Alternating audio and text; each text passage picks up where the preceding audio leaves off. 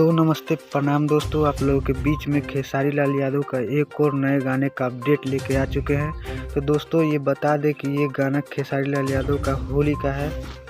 तो दोस्तों आप लोगों को बता दें कि ये गाना ब्लू बीट्स यूट्यूब चैनल पर अपलोड कर दिया गया है, जो कि खेसारी लाल यादव ने गाया है। और आप लोगों को बता दें कि इसमें डांस की है आस्था सिंह जी और इसके राइटर है पवन पांडे जी। तो आप लोगों को बता दें कि इसका वीडियो बहुत ही सुंदर बनाया गया है, जो कि ब्लू बीट्स यूट्यूब चैनल पर अपलोड कर दिया गया है।